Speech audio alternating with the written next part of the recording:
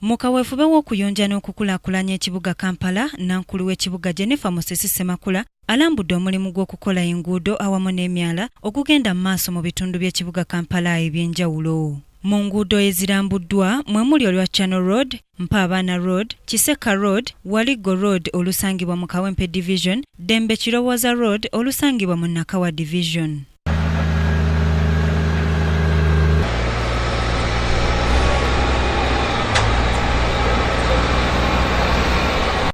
Wano bamakanika abasangibwe wa Kiseka beebazizza Jennifer Musisi olw'okubakolera enguudo wabula ne bamusaba abayambe abafunire we bakolera oba ssekyo abagira ekibaati kye baakuba ku ttaka lyabwe kubanga bo bakooye okukolera ku kkubo. Kasolo yabba ettaka lyaffe tuli kukuwa tulina otukolera twagala batuddiza ettaka lyaffe Museveni lyasasula obuwumbi 15 naye sirina yadde kyenkola naye nga tune layisinsi nene kale ngenda basaba oluguudo ne tulina ttaka kubanga enguudo ze twagala bye twasaba dda naye bakongere bakole n'endala nga Mukesa nazo nguudo nfu nazo bazikoleko zisobole okubeera ennungi.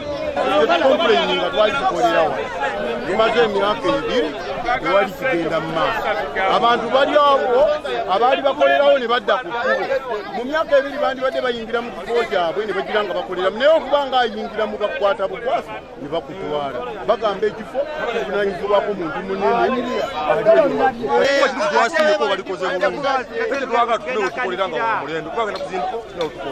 kinajjukirwa nti bamakanika bano beekalakaasaako mu mwezi gw'omukaaga nga bawakanya ettaka lyabwe erisangibwe wa Kiseka okukubwako ekibaati ng'ate tewali kikolebwako so ng'ate bo bakolera ku kkubo. Wano nankulu w'ekibuga wategeereza nga enguudo nnyingi mu kibuga Kampala ezeetaaga okukola so ng'ate tezigenda kukolebwako olw'ensonga nti tebalina nsimbi zimala.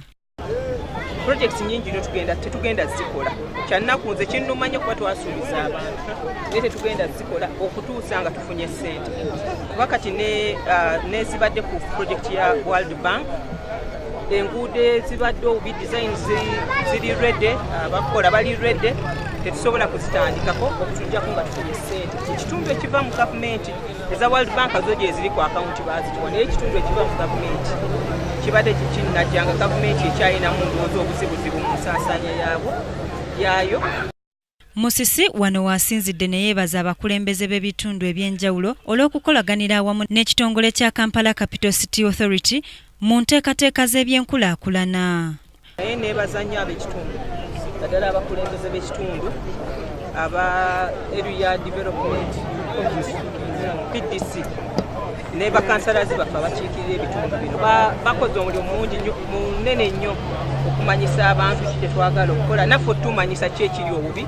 Wabula mu kulambula kuno nankulu w'ekibuga yennyamidde olw'abantu abakyeremeza mu bifo enguudo zino we zirina okuyita wadde nga balabuddwa ekiseera ekimala. Ebizibu oluusi bwe tusanga kwe kusanga ng'omuntu yazimba mu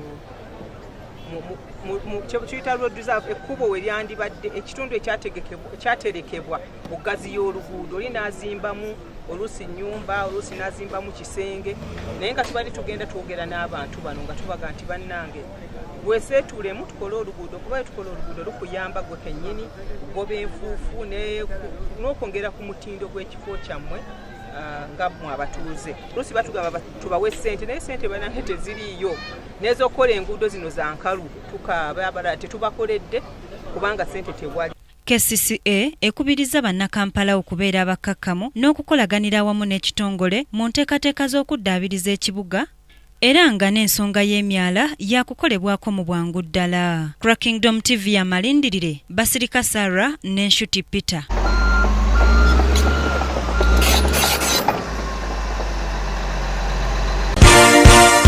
This is Kingdom TV.